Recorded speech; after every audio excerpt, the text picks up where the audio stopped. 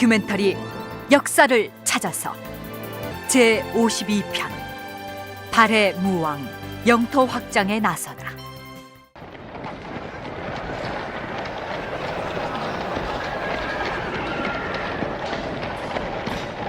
멈추어라! 이제 당나라 군사는 더 이상 우리를 추격하지 못할 것이다. 우리는 여기에다 성을 쌓고 고구려의 혼을 계승할 새로운 나라를 건설할 것이니라.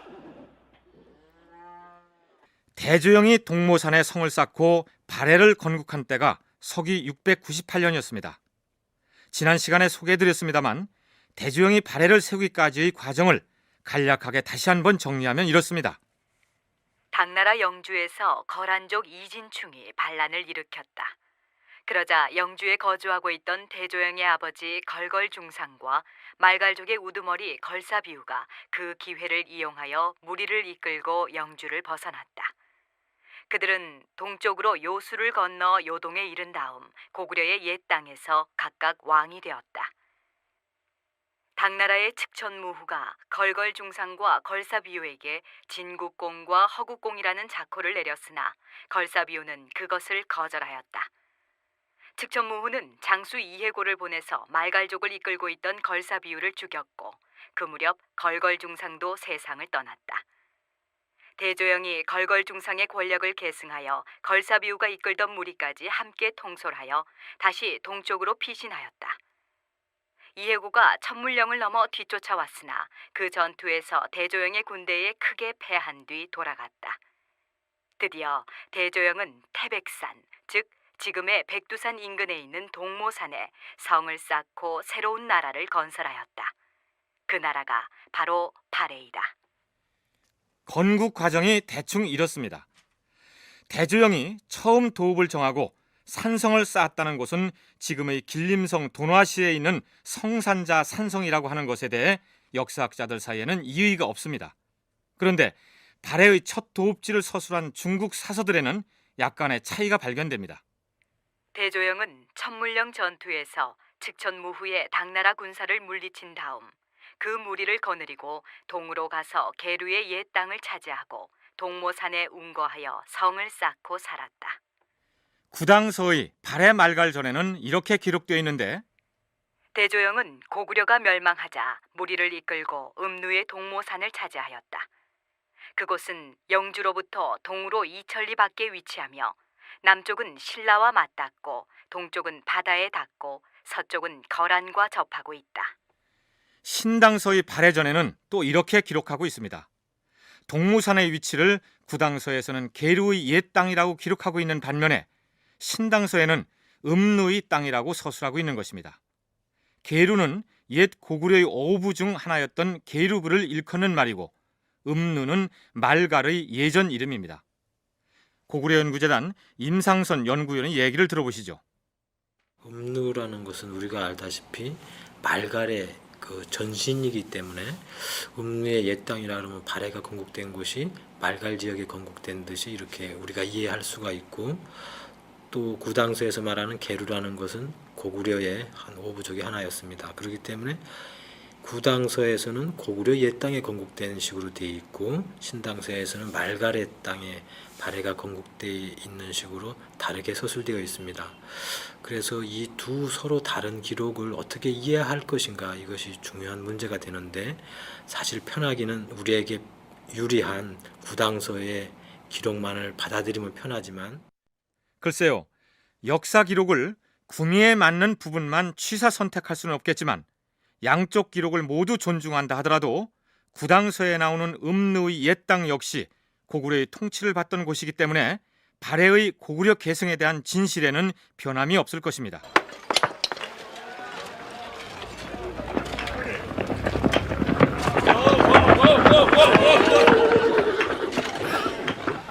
당나라 놈들이 언제 대군을 이끌고 다시 공격해올지 모른다. 우리 왕실과 백성을 안전하게 보호할 수 있도록 튼튼하게 쌓아야 할 것이다. 대조영은 도읍지를 정하자마자 동무산에 산성 쌓는 일부터 서두릅니다. 중국 길림성의 돈화에서 남서쪽으로 약 20km 떨어진 곳에 가면 지금도 당시 발해인이 구축했던 동모산성의 모습을 확인할 수가 있습니다. 물론 대조영은 초기에는 동모산에 구축한 그 산성 안에서 왕으로서 진무를 보고 지냈겠죠. 동모산은 가본 바에 의하면 주변이 평지이고 상대적으로 500-600m 정도 되는 낮은 산이지만 주변이 평지이기 때문에 상대적으로 높은 지형을 형성하고 있습니다. 대조영이 처음에 이곳에 성을 쌓았다고 하는 의미 자체는 결국 처음에 발해가 건국되는 것 자체가 당나라의 추격군을 벗어나서 나라를 세우는 거였기 때문에 우선적으로 방어적인 목적이었기 때문에 이 산성을 쌓았다고 생각합니다. 그렇지만 우리가 주변의 산성을 가보면 알 수 있듯이 산성이라는 것은 평상시에 계속 거주하기에는 어려움이 많습니다. 우선은 추격해올지 모르는 당나라군의 공격을 방어하기 위해서 산성을 구축하고 그 안에 들어가서 살았으나 전시에 대비해서 쌓은 산성은 거주 공간이 협소하기 때문에 다른 대책을 세우지 않으면 안 되었을 것입니다. 성균관대 박물관 김종복 학예사의 얘기를 들어볼까요?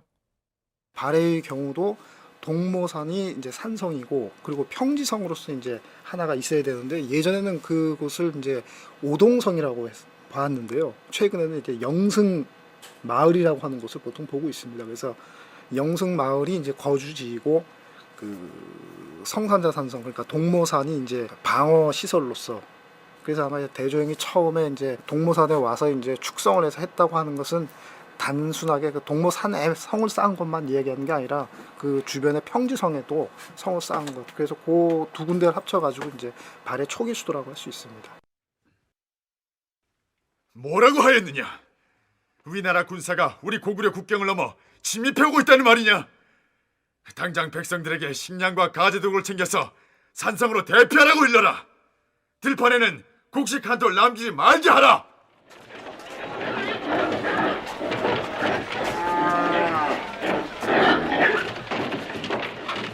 그러니까 고구려 초기의 왕이 평시에는 평지성인 국내성에서 진무를 보다가 애적이 침입해오면 백성들과 함께 산성으로 들어가서 방어 태세를 갖추는데 그 산성이 바로 환도산성이었습니다. 따라서 대조영은 우선 급한 대로 당나라의 추격에 대비해서 동모산에 산성을 쌓고 그 안에서 거주했지만 평소에 백성들을 다스릴 때 사용할 평지성을 따로 마련하지 않으면 안 되었습니다. 그렇다면 그 평지성은 어디에 있었을까요? 학계에서는 지금의 길림성 돈화 시내에 있는 오동성이 발해 건국 초기에 평지성의 역할을 했을 것이라고 하기도 하고 다른 한편에서는 동모산에서 동쪽으로 5km 정도 떨어져 있는 목당강 건너편의 영승마을 유적지를 발해 초기에 평지성이 있던 곳이라고 주장하기도 합니다. 어쨌든 발해는 도읍지에 산성과 평지성을 구축하고 새로운 나라를 세웠던 것입니다. 자, 그렇다면 대조영은 고구려를 계승하는 새로운 나라를 세우고 나라 이름, 즉 국호를 뭐라고 명명했을까요? 그야 당연히 발해라고 하지 않았겠느냐 그렇게 생각할지 모르겠습니다만 대조영 일행은 결코 나라 이름을 발해라고 칭하지 않았습니다.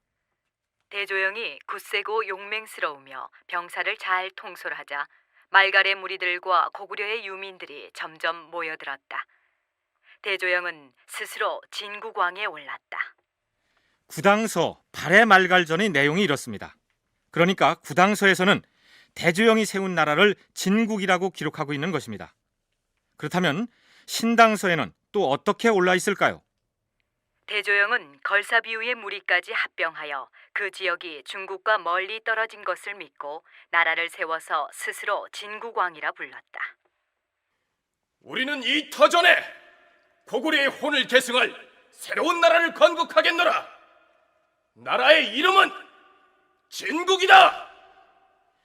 구당서와 신당서 모두 대조영이 나라를 세우면서 내세웠던 국호가 발해가 아닌 진국이었다고 기록하고 있습니다.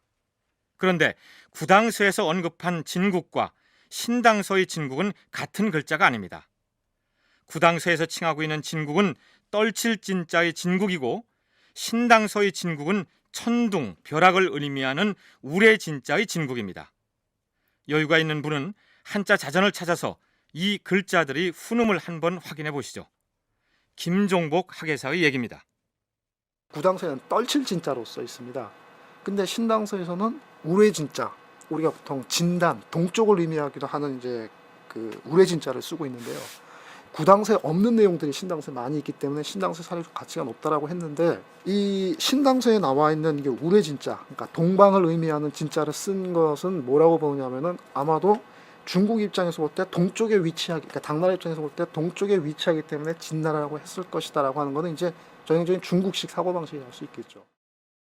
구당서는 당나라가 망하고 난 뒤에 지은 5대 희호에 올라있는 내용이고, 신당서는 그보다 한참 더 나중인 송나라 시대에 편찬됐는데, 신당서를 저술했던 송나라 시기는 중화 중심의 이른바 화의 사상이 고조되던 시기였습니다. 바로 이 송나라 때 지은 신당서에 동쪽을 의미하기도 하는 우레진자의 진국이라고 기록하고 있다는 사실을 음미해 볼 필요가 있습니다. 대조영이 당나라군의 추격을 피해서 2천리나 되는 먼 길을 쫓겨가서 나라를 세우면서 나라 이름을 당나라의 동쪽에 있는 나라라는 의미로 지었겠느냐, 이런 얘기입니다. 더군다나 구당서 이외에도 책부 원기나 신라의 기록을 보면 모두 떨칠 진자의 진국으로 기록하고 있습니다. 따라서 대조영이 나라를 세우면서 천명했던 나라 이름은 우레 진자가 아니라 떨칠 진자의 진국이었다, 이렇게 정리할 수 있을 것입니다. 그러나 그 진이라는 한자가 어떤 진자였는지와 상관없이 당나라에서는 대조영이 나라 이름으로 진국을 표방했다고 하면서도 불구하고 상당 기간 다른 이름으로 칭하고 있었습니다. 사서에는 진국이라 올라 있지만 그들은 처음에 대조영이 세운 나라를 말갈로 부르다가 다음에는 발해 말갈이라고 했다가 나중에 국교를 맺고 나서는 발해로 칭하고 있는 것입니다. 물론 발해라는 칭호는 발해인 스스로가 정한 나라 이름이 아니라 당나라에서 발해왕을 책봉하면서 지어준 이름입니다. 임상선 연구원의 설명을 들어보시죠. 그때 대조영을 발해군왕이라고 책봉을 하면서 그 기록에 의하면은 이후로는 말갈이라는 칭호를 버리고 발해로 칭한다, 이런 기록이 나옵니다. 이 기록은 중국 측에서 발해를 그전에는 말갈이라고 칭하고 있다가 발해라는 국호로 칭한다는 의미로 해석할 수가 있습니다. 여기에서 우리는 처음에 대조영이 건국될 당시 국호가 진국이었음에도 불구하고 당나라 쪽에서는 발해를 말갈이라고 칭했던 것을 알 수가 있습니다. 발해의 국호가 이렇게 당나라 발해 사람들이 부르는 국호가 달랐던 것을 알 수가 있습니다. 그런데 그렇다 그러면은 713년 이후에 발해 사람들은 그러면은 국호를 무엇이라고 썼는지. 건국 초기의 대조영은 국호를 이렇게 지어 불렀을 가능성도 있습니다. 우리는 옛 고구려 영토에 고구려의 정신을 이어받을 나라를 새롭게 세웠음을 선포하노라. 나라 이름은 고려인이라. 그 근거를 제시해주는 사료가 바로 속일본기입니다. 발해와 일본의 바다를 넘나드는 애교 교섭에 대해서는 나중에 상세히 소개하겠습니다만 몇 구절을 인용하면 이렇습니다. 고려 국왕 대무예가 아래옵니다. 일본의 선명 황제께서 돌아가셨다는 소식을 듣고 슬프고 추모하는 마음에 가만히 있을 수가 없어서 사신편에 표문과 물품을 보냅니다. 발해의 제2대 임금 대무예가 일본 왕에게 보낸 국서에 이렇게 표현되어 있고, 일본의 임금이 대무예에게 보낸 답서에서도 고려 국왕에게 삼가 문안드립니다 라고 적고 있습니다. 그러니까 나중에는 당나라가 책봉하면서 부여한 발해가 국호로 굳어졌을지라도 초기에 대조영이 칭했던 나라 이름은 진국이었거나 혹은 고려였을 가능성도 있다, 이런 얘기입니다. 자, 그러면 대조영이 처음 나라를 세웠을 때 발해가 차지한 영토의 범위가 어느 정도였는지를 살펴보기로 하겠습니다.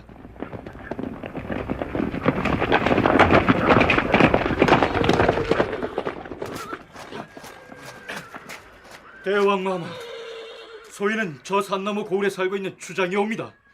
예전에 고구려 국왕을 모셨사온데 대왕마마께서 고구려를 계승한다는 새로운 나라를 일으켰다는 말씀을 듣고 받들어 모시고자 찾아왔사옵니다. 잘았느니라. 그대는 이제부터 진국의 신하이니 국왕인 내게 충성을 다해야 할 것이다. 중국 사서에서도 대조영이 병사들을 잘 부린다는 소문을 듣고 고구려 유민들이 몰려왔다고 했으니 건국 이후에 발해의 세력은 점차 강해졌을 것이고 그 영토 또한 점차 늘어났겠죠. 발해란 나라가 건국했을 때는 실제로 예전에 고구려 영토였던 이제 이 평양 일대도 갈 수가 없는 것이고 요동 일대도 갈 수 없단 말이죠. 그래서 이제 이 지역을 피해서 이제 멀리 동모산 지역으로 간 것인데요. 그래서 이때는 아마도 그래서 지금 이 평안도 일대, 그러니까 대동강 유역과 요동 지역을 제외한 지역까지 발해의 세력이 이제 미쳤다고 보면 되겠습니다. 그래서 대체로 이제 아마도 그 압록강 한 중류지방까지만 국내성이 있던 지역, 그 정도까지가 아마 발해가 서쪽 그 경계가 거기였던 것 같습니다. 당시에 신라의 북방 영토 경계선은 예성강 유역을 넘지 못하는 상황이었고 또한 지금의 평양 지역은 신라의 영토도 발해의 영토도 아닌 완충지대로 남아 있었기 때문에 발해는 당나라에서도 그리고 신라에서도 쉽게 범할 수 없을 만큼 떨어진 곳에 도읍을 정했던 것입니다. 구당서 발해 말갈전에는 발해의 영토를 이렇게 설명하고 있습니다. 발해는 영주 동쪽 이천리 밖에 있으며 남쪽은 신라와 서로 접하고 있다. 사방이 이천리이다. 사방 이천리라면 그다지 넓은 영토가 아닙니다. 물론 발해 건국 초기의 영토가 그랬다는 얘기입니다. 그렇다면 발해의 인구 규모는 어떠했을까요? 구당서에서는 발해의 편호가 10여만이고 승병, 즉 정규 군사가 수만 정도라고만 나와 있습니다. 물론 이 기록은 초기의 인구를 얘기하는 것일 텐데 그렇다고 중기와 후기의 인구가 얼마나 되었는지를 알 수 있는 기록이 존재하지 않습니다. 임상선 연구위원은 발해가 가장 번성했을 때의 인구를 200만 내외로 추산합니다. 그 당시의 인구에 대해서는 지금 정확하게 알 수는 없고 단지 발해가 멸망될 당시의 인구에 대해서도 단지 추정이지만 200만 내외, 150만 여러 가지 주장이 있지만 대략적으로 200만 내외의 인구가 있지 않았을까 생각합니다. 그와 관련돼서 발해의 수도였던 오늘날의 흑룡강성 영안면에 있는 상경성의 그 규모가 사방 16km 정도 됩니다. 거기에 살았던 사람들의 숫자를 대략 10만 내지 15만 정도로 추정을 하는데 하나의 도성에 그 정도가 인구가 살았던 것으로 미루어서 발해 전 지역의 인구는 한 200만 내외가 되지 않았을까. 그런데 처음에 고구려 유민과 말갈족이 한데 어울려서 발해를 건국했다면 어느 쪽에서 주도권을 잡고 나라를 운영했을까요? 물론 주도 세력을 단정할 만한 정확한 기록은 발견되지 않습니다. 그러나 발해의 정치를 주도했던 세력이 고구려 유민들이었다는 사실을 뒷받침할 만한 분석이 있습니다. 국내 기록이나 중국과 일본의 사서에 등장하는 발해 인물들의 수가 대략 250명가량인데 이들의 성씨가 고구려의 성이냐 말갈 계통이냐의 성이냐를 따져보면 당시 발해 지배층의 성격을 짐작할 수 있다는 얘기죠. 일반적으로 대씨와 고씨 그리고 장씨 등은 고구려의 성이고 까마귀 오자를 쓰는 오씨나 축하한다고 할 때 쓰는 하씨는 말갈의 성으로 분류됩니다. 고대 사회에서 이름 말고 성을 별도로 가지고 있다는 것은 곧 귀족 계급이었다는 사실을 의미합니다. 흥미로운 것은 발해 사회가 9세기에 들어서 비약적으로 발전하게 되는데 그 시기에 가면 말갈 사람들의 성씨가 크게 줄어든다는 점입니다. 그것은 곧 고구려 출신과 말갈 출신이 서로 구분하고 차별하는 단계를 지나서 다 같은 발해 사람으로 융화되었기 때문이라고 해석할 수가 있겠죠. 그럼 이제부터 나라를 세운 대조영의 애교 교섭에 관한 부분을 살펴보기로 할까요? 자, 이제 성곽 축성도 마무리됐고 나라가 기틀을 갖추었으니 우리가 새로운 나라를 건설했다는 사실을 만천하에 알려야 하지 않겠느냐. 그러하옵니다, 대왕마마. 당연히 대국인 당나라에도 건국을 알리고 대왕마마께서 즉위하였다는 사실을 통보하는 것이. 그것은 아니될 말이오. 우리가 영주를 떠나올 때 당나라의 직천무후의 군사가 추격해오는 바람에 천문령에서 피를 흘리면서 싸웠던 것이 엊그제인데 어찌 우리가 먼저 나서서 화친을 청할 수 있단 말이오? 대왕마마, 차라리 돌골과 거란에게 먼저 사신을 보내야 할 것이옵니다. 그렇다. 측천무와 우리는 원수지간이니 화친을 서두를 필요가 없을 것이다. 그러나 돌궐은 그 세력이 강대할 뿐만 아니라 당나라와 끊임없이 대립하고 있으니 우선 돌궐에 사신을 보내서 우리의 건국을 알리고 친선을 도모해야 할 것이다. 대조영이 나라를 세운 뒤에 처음으로 했던 애교가 바로 돌궐에 사신을 보내는 일이었습니다. 구당서와 신당서에 모두 대조영은 나라를 세운 뒤 돌궐에 사신을 보내 통교하였다라고 기록하고 있습니다. 발해라고 하는 나라가 당나라에서는 당연히 토벌돼야 되는 존재니까 거기 이제 당나라의 추격을 피해서 멀리 동모산까지 갔으니까요. 그러니까 이제 이 발해 신흥 세력인, 그러니까 신흥 국가인 발해 입장에서는 당이라고 하는 강대국이 자기네들을 정벌을 하려고 하니까 당연히 이제 적의 적과 이제 제휴를 해야 되겠죠. 그래서 그 당시에 이제 당나라의 북쪽, 그러니까 지금은 이제 그 내몽 장성 이북의 내몽 몽고 지역, 그러니까 저 서쪽에서부터 시작해서 이제 몽고까지 그 광대한 초원지대에 이제 돌궐이라는 나라가 있었으니까 돌궐에 이제 바로 사신을 보냈고, 대조영은 돌궐뿐만 아니라 남쪽의 신라에도 사신을 보내서 애교 관계를 맺게 됩니다. 이 사실은 중국의 어떤 기록에도 나와 있지 않는데 조선시대 안정복이 지은 동사강목이라는 사서에 대조영과 신라의 첫 애교 교섭을 언급하고 있습니다. 그 대목을 소개하면 이렇습니다. 말갈의 주장 대조영이 신라에 사신을 보내왔다. 그때 거란은 돌궐에 의지했고 당나라 군사는 길이 끊겨서 대조영 일파를 토벌하지 못하였다. 대조영은 말갈의 걸사비우 무리를 병합하여 나라를 세우고 스스로 진국왕이라 하였다. 대조영은 이웃의 도움에 의지하고자 신라에 사신을 보내왔기에 신라의 효소왕은 그에게 제5품 대하찬의 관작을 주었다. 대하찬이라는 관작은 신라의 골품제에서 진골에게만 하사하는 관등이었습니다. 신라에서 발해의 대조영을 말갈 추장이라고 얕잡아 부르고 있지만 국경 너머 북쪽에 생소한 이름의 나라를 세웠다는 통보를 받고 그 우두머리에게 대하찬이라는 관작을 주어서 친선 제의를 받아들인 것입니다. 이 당시의 신라 국왕은 효소왕이었는데 고구려와 백제를 멸망시켰던 왕이 문무왕이었고 그의 아들이 신문왕이었으며 효소왕은 바로 그 신문왕의 아들이었습니다. 신라 입장에서는 고구려 백제를 멸망시키고 당나라의 침략도 물리쳤단 말이죠. 그리고 이제 스스로 삼국을 통일했다고 생각을 했기 때문에 전국을 구주로 편제를 했거든요. 그러니까 이때 구주로 편제했다고 하는 것은 스스로가 이제 이 세계 중심이라고 나름대로 생각을 했던 거죠. 그런데 이제 당나라의 그 나당 연합을 위해서는 이제 신라가 당나라의 일종의 뭐랄까 그 4대 관계에 들어섰으니까, 그러니까 공식적으로 이제 뭐 황제로 표방은 못하지만은 그래도 실질적으로 아마 그런 식으로 자부를 했던 것 같습니다. 그런데 이제 현실적으로 당나라와의 관계가 앙금 상태인 상황에서 거기서부터 당으로부터 벗어난 신흥 세력이 등장했으니까 북방에 또 강대한 나라 생겼으니까 거기에 대해서 관심을 안 가질 수는 없는 거죠.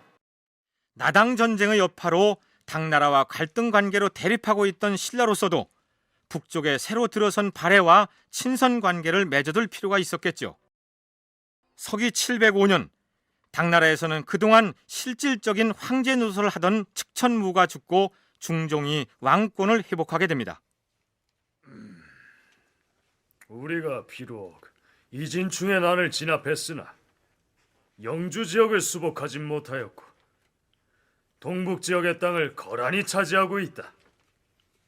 뿐만 아니라 그 거란은 이미 북방의 강국인 돌궐의 지배를 받고 있고 영주를 떠나 동쪽으로 도주한 대조영 일당은 동무산에서 나라를 세워 세를 확장하고 있다.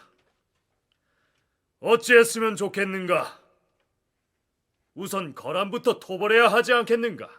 황제 폐하, 거란을 치기 전에 대조영 일파와 화친을 맺어야 할 줄로 아옵니다. 천물령에서 우리 군사가 그들에게 대패하는 수모를 당했는데 이제 와서 그런 대조영 일파와 화친을 맺는다는 것이 말이 되는가? 황제 폐하, 만일에 대조영의 진국과 돌궐이 손을 잡고 연합군을 편성하여 만리장성 끝자락에 있는 연산 줄기를 넘어 쳐들어오는 날에는 우리 당나라로서는 감당하기 어려운 지경에 빠질 것이옵니다. 그러니 우선 거란을 견제하기 위해서라도 대조영과 화친을 맺어야 할 것이옵니다. 듣고 보니 일리가 있는 말이로구나. 오랑캐는 오랑캐를 이용해서 견제하라 했으렸다. 대조영 일파에게 사신을 보내야겠으니 장행급을 들라하라. 이렇게 해서 당나라의 중종은 장행급이라는 사람을 특어사로 임명하여 발해 사신으로 파견하게 됩니다. 예전에 토벌하려고 실제로 이제 가고 그랬었는데 이 대조영이 이제 현실적으로 필요하니까 이제 불러가지고 위무를 한다. 그러니까 예전에 토벌 방침을 이제 포기하고 당나라와의 관계를 맺으려고 했다는 것이죠. 그러니까 이제 발해에서도 대조영도 뭐 당나라와 계속 그 대립만 할 수는 없으니까 그래서 이제 이때 사신을 파견했고 그래서 이때 이제 그 다음에 전통적으로 전통시대에 이제 중국의 황제가는 외국과의 외교 관계를 맺을 때 항상 외국의 왕을 신하로서 책봉을 하는 게 이제 일종의 의식이라고 할 수 있습니다. 그래서 책봉이 되고 나서 이제 본격적으로 이제 공식적으로 국가 교섭이 이루어졌다고 할 수 있는데 당나라 중종이 발해에 사신을 보냈다는 것은 대조영이 세운 진국이라는 나라를 인정하겠다는 의미였습니다. 그런데 그 부분을 당나라 사서에서는 중종이 특어사 장행급을 보내서 대조영을 초위하였다라고 적고 있습니다. 초위하였다는 말은 불러서 위로했다는 뜻입니다. 물론 그렇게 되자 발해 역시 당나라의 화친 제의를 기꺼이 받아들였습니다. 문에는 듣거라. 예, 아바마마. 당나라 황제가 사신을 보내왔으니 우리도 당나라 조정에 답례를 해야 할 것이 아니겠느냐. 네가 당나라 조정에 들어가 수기하도록 하라. 본무대로 거행하겠사옵니다. 대조영의 맏아들은 대무예였고 둘째 아들은 대문예였습니다. 대조영은 당나라 황제가 사신을 파견한 답례로서 둘째 아들인 대문예를 당나라 조정에 보내 수기하게 했던 것입니다. 수기로 간다는 것은 형식상으로는 볼모로 간다는 의미인데 당나라 조정이 있던 장안에 들어가 살면서 양국 간의 분쟁이나 갈등을 해소하는 역할을 할 뿐만 아니라 상대국의 정보를 빼내서 고국에 보내는 첩자의 구실도 했습니다. 바로 이때 당나라에 갔던 둘째 왕자 대문예는 훗날 발해와 당나라 사이에 전쟁이 발발할 때 발해 왕실의 등을 돌리는 엄청난 반역을 저지르게 됩니다. 당나라의 중종은 다시 사신을 보내서 대조영을 책봉하려고 했으나 북쪽의 거란과 돌고리 도중에 길을 막고 있었기 때문에 뜻을 이루지 못합니다. 그런데 이때까지 당나라는 대조영이 세운 진국을 말갈로 부르고 있었습니다.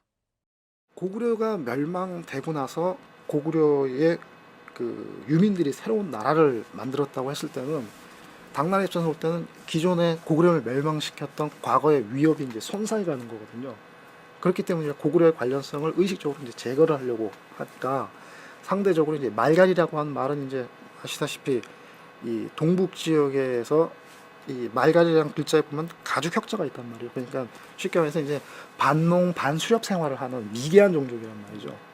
그래서 미개하다고 하는 것을 강조하기 위해서 이제 그 굳이 말갈이라고 이제 부르게 되는 겁니다. 그러다가 서기 713년에 이르러 당나라 현종이 대조영에게 사신을 보내서 발해 군왕 홀한주 도독이라는 명칭의 책봉을 내립니다. 홀한주는 지금의 목단강 상류에 있는 경박호 일대를 일컫는 지명입니다. 중국 황제가 내리는 관작 중에서 가장 높은 것이 국왕이고 그 다음이 군왕, 그리고 측천무후가 걸걸중상과 걸사비후에게 주었던 국공이 제3등급입니다. 그러니까 대조영을 군왕으로 책봉했다는 것은 대조영의 진국을 애써 얕잡아 봤다는 뜻으로 해석할 수가 있겠죠. 물론 그 책봉이라는 것이 실질적인 상하관계를 뜻하는 게 아니라 의례적인 애교 행위였지만 말입니다. 신당서에는 이때부터 비로소 말갈이라는 이름을 버리고 오로지 발해로만 불렀다고 적고 있습니다. 그러니까 중국에서는 대조영의 진국을 처음에는 말갈로 불렀고 다시 발해 말갈로 하다가 나중에 발해로 불렀다는 얘기입니다. 어쨌든 이때부터 발해라는 국호가 공식적으로 등장하게 된 것입니다. 저희 프로그램에서도 편의상 지금부터는 발해라고 부르기로 하겠습니다.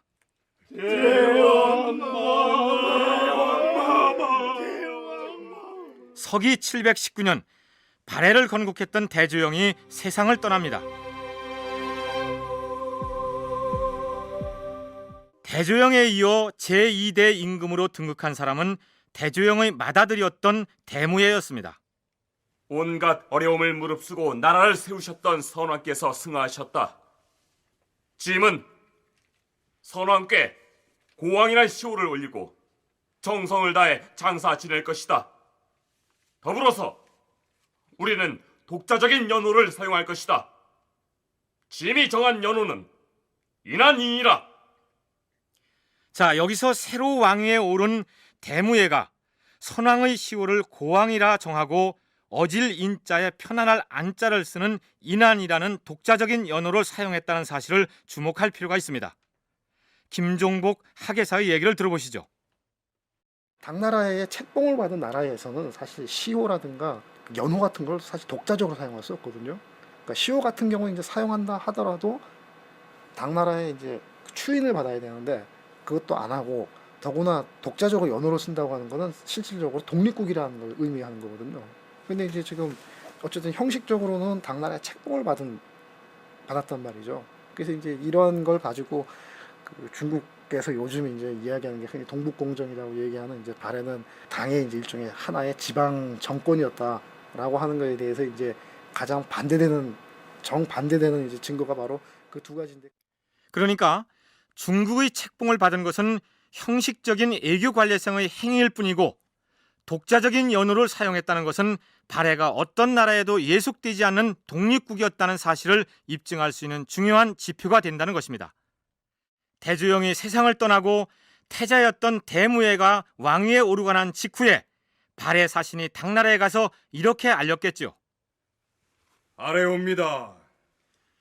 우리 대왕마마께서 승하하셨사옵니다. 태자께서 새로이 왕위에 오르시고 돌아가신 선왕께 고왕이라는 시호를 올렸사옵고, 새 대왕마마께서는 인한이라는 연호를 사용하기로 하였사옵니다. 책봉을 내린 짐의 허락도 받지 않고 선왕의 시호를 마음대로 정해 올리고 게다가 연호까지 지어 부르기로 했다는 말이더냐? 고약한 일이로다. 물론 그랬을 법한 상황을 가상해서 꾸며본 내용입니다.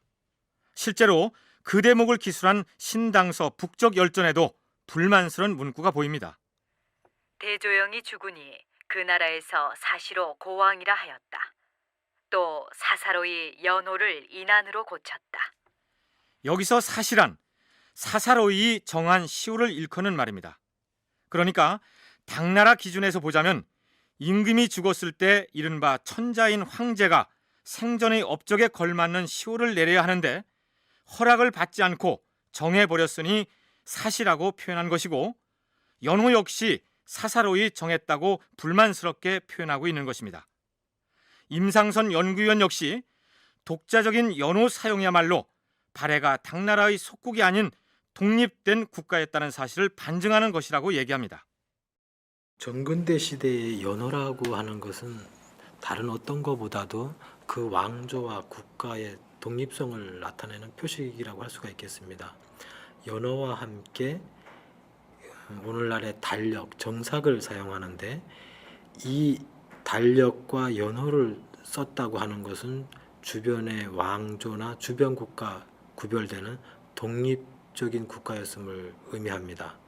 발해가 건국되고 나서 기록상에 무왕 때 처음으로 인한이라는 연호를 쓴 것으로 나오는데 당연히 일대 대조영 때도 연호를 썼을 것이라고 생각합니다. 지금 우리 국내 사서에서는 고왕의 연호를 천통이라고 이렇게 기록하고 있는데, 위서 논란이 있긴 하지만 환단고기 등의 기록에는 발해의 시조였던 대조영 역시 천통이라는 연호를 사용한 것으로 기록되어 있습니다.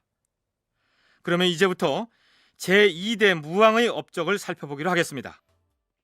짐은 선왕께서 물려주신 이 나라를 더욱 강대한 국가로 만들기 위해서 우리의 국경을 위협하는 세력을 결코 용납하지 않을 것이다. 아직 우리 발해의 통치를 거역하고 있는 북방의 작은 세력들을 토벌할 것이니 군사들은 나를 따르라.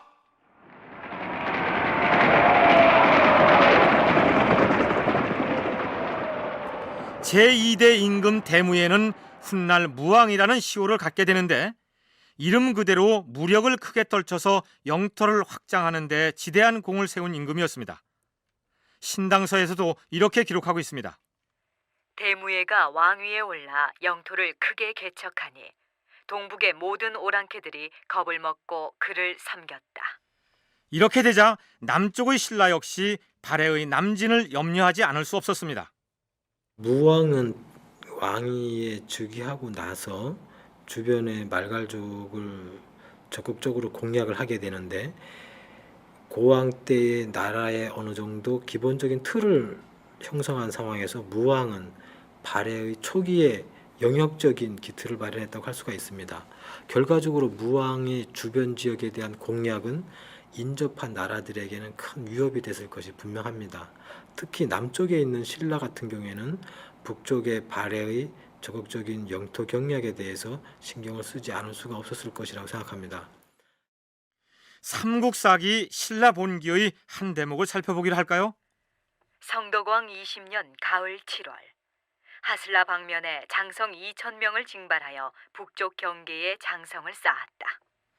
신라가 지금의 강릉 지방인 하슬라에서 장정 2,000명을 징발해서 북쪽 경계에 성을 쌓았던 것은 발해의 남진을 우려한 대비책이었습니다.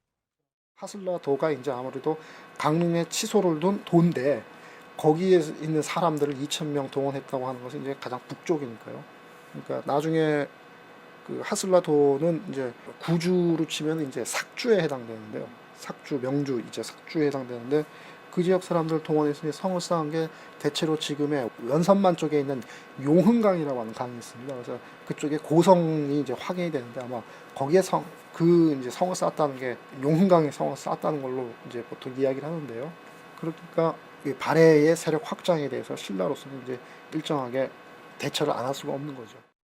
신라로서는 당나라에 사신을 보낼 때에도 예전의 고구려가 요동지방을 차지하고 있을 때처럼 육로로 가지 못하고 배를 타고 가야 했으니 발해에 대해 위협을 느끼지 않을 수가 없었습니다. 서기 726년 발해가 당나라와 갈등 관계로 대립하게 되는 상황이 전개됩니다.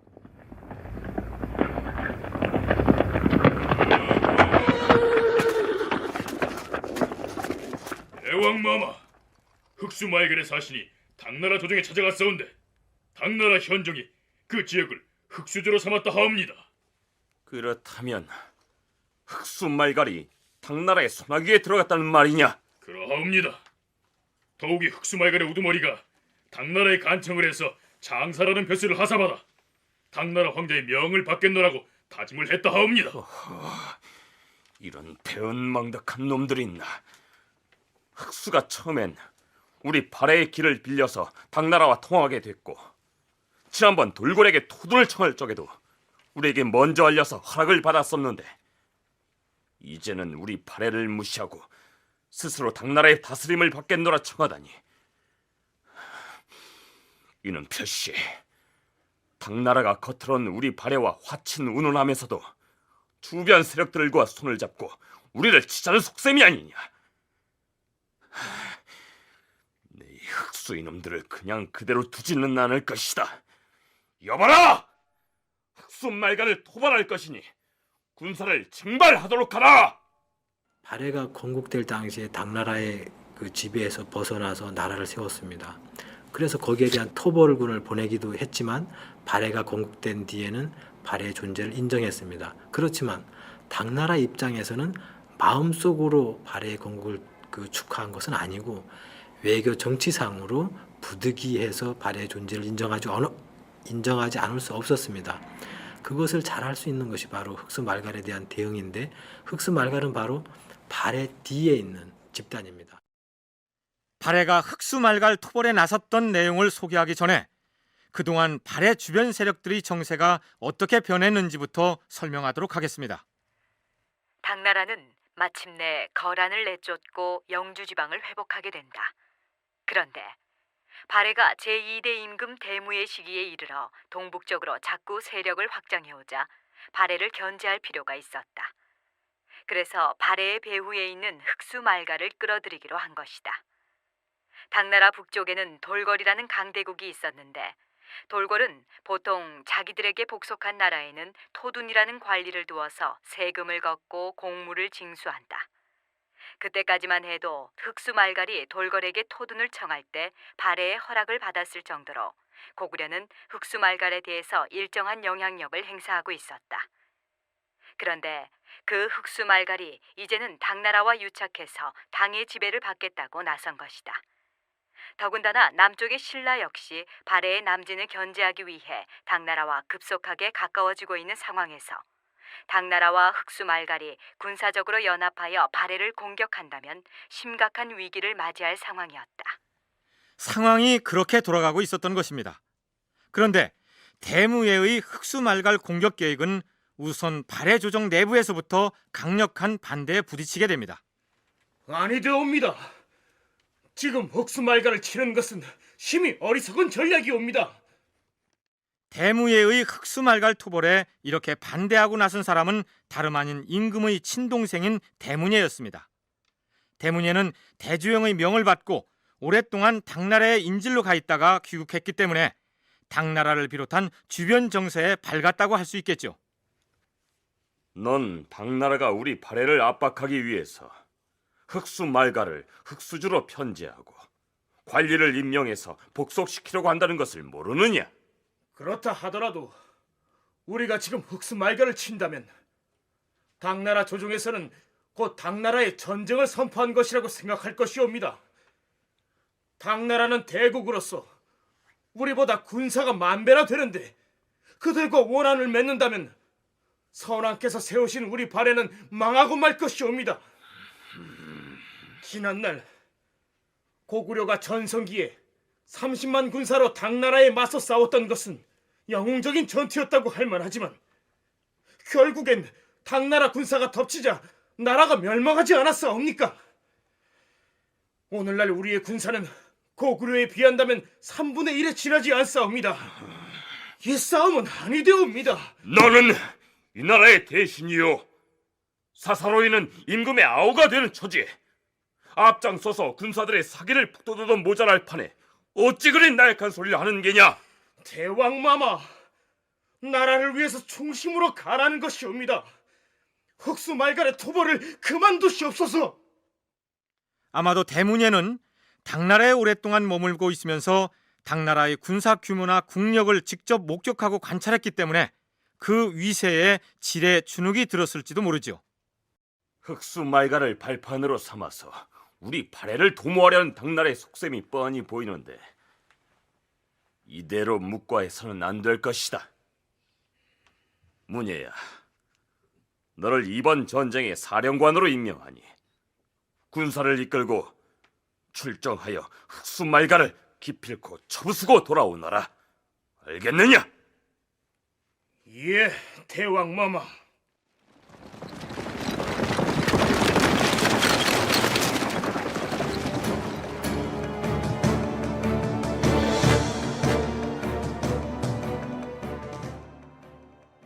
임금의 태도가 워낙 완강했기 때문에 동생 대문예는 하는 수 없이 발해군 사령관으로 군사를 이끌고 흑수 말갈에 대한 정벌에 나섭니다. 임금의 명령이라 마지못해 군사를 이끌고 전선으로 나가긴 했으나 그에게 그 전쟁은 아주 내키지 않았던 모양입니다.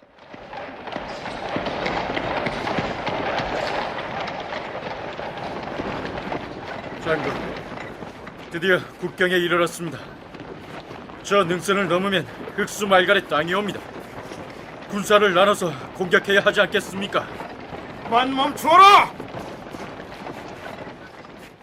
여기 국경에서 하룻밤을 수경할 것이니 장졸들은 막사를 세우고 대기하도록 하라. 그런데 거기까지 가서도 대문예는 국경을 넘어 공격하는 것을 또다시 멈칫거리게 됩니다. 내가 대왕마마께 올리는 서찰을 썼으니 한달음에 달려가서 이 상소문을 올리고 대왕마마의 답장을 받아오도록 하라. 예, 장군.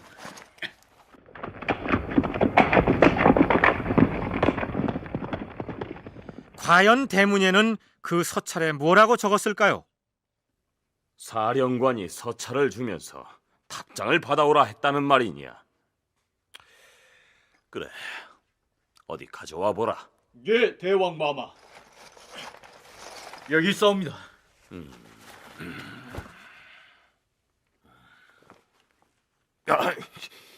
아니 이런 고의한 놈을 보았나? 병졸들을 이끌고 전장에 나간 장수란 놈이 적군 앞에 군사를 세워놓고 전쟁을 못하겠으니 윤호해달라니. 내 이놈을 당장! 형님, 문예를 사령관에서 파고 대신 형님을 사령관으로 임명할 것이니 지금 당장 전선으로 달려가서 흑수말가를 토벌하도록 하시오. 예, 대왕마마. 분부대로 거행하겠사옵니다. 아, 그리고 문예 이놈을 당장의 궁궐로 소환 조치하세요. 알겠사옵니다. 자, 가자!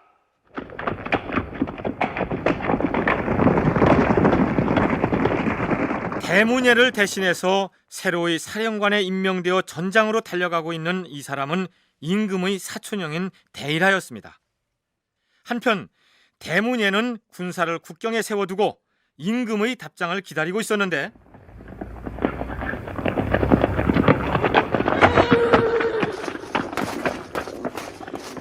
장군, 큰일 났사옵니다. 아니, 무슨 일이냐? 장군의 서찰을 보시고 대왕마마께서 격려하신 나머지 사촌 형님 대일하 장군을 사령관에 임명하셨다옵니다. 머지않아 이곳 수경지에 도착하실 것이옵니다.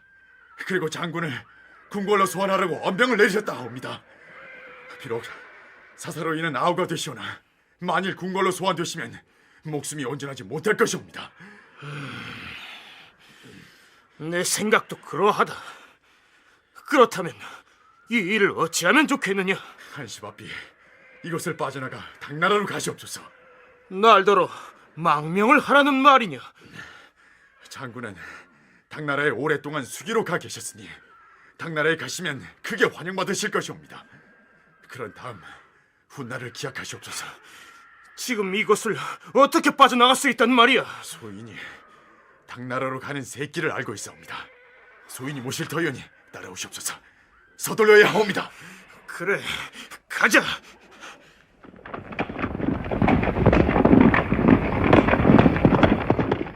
대문예는 샛길을 따라 당나라로 넘어가서 당나라 조정에 망명합니다. 대문예 대신에 사령관을 맡은 대일하가 군사를 어떻게 움직였는지, 그리고 실제로 흑수말갈과 전쟁을 벌였는지, 전쟁을 했다면 그 결과가 어떠하였는지는 후속 기록이 없어 알 길이 없습니다. 한편 당나라 조정에서는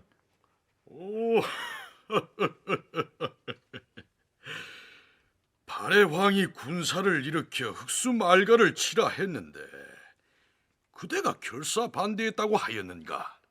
그렇사옵니다, 황제 폐하. 흑수말가를 공격하는 것은 대국의 뜻을 거스르는 일이므로 무모한 전쟁이라 하였사옵니다. 이처럼 현명한 신하를 잃다니 발해 왕이 심히 어리석도다. 내 그대에게 조칙을 내려 우리 당나라의 좌효위 장군을 제수할 것이니라. 황송하옵니다, 황제 폐하. 고구려 말기 연개소문이 아들들 간에 내분이 일어나 남생이 당나라로 귀순했다가 훗날 당나라의 앞잡이가 되어 당나라의 군사와 함께 고구려 정벌에 나섰던 사실을 기억하시죠. 대문예 역시 남생과 똑같은 방식으로 이용당하게 됩니다. 물론 흑수말가를 토벌해서는 안 된다는 대문예의 의견이 국익에 부합하고 더 합리적일 수도 있습니다. 그러나 그가 적국으로 망명해버린 것은 그 자신에게도 비극이었지만 발해의 조정에게도 심대한 근심거리가 아닐 수 없었습니다. 반면에 가만히 앉아서 적국의 실력자를 망명객으로 확보한 당나라로서는 뜻밖의 행제를 한 셈이었습니다. 무왕 대문예는 당나라 현종에게 사신을 보내 대문예의 재상을 낱낱이 알리고 당장 대문예를 죽이라고 요구합니다. 당현종은 대문예를 안서지방으로 빼돌리고 발해왕에게 이렇게 말합니다. 대문예가 곤경에 처하여 귀순에 왔으니 의리상 죽일 수가 없었소이다. 대문예의 죄상을 적은 국서를 받고 그의 죄가 괘씸하여 짐이 벌써 험한 곳으로 귀양을 보냈으니 그만 노여움을 풀도록 하시오. 당현종은 그렇게 적은 국서를 답장으로 작성한 다음에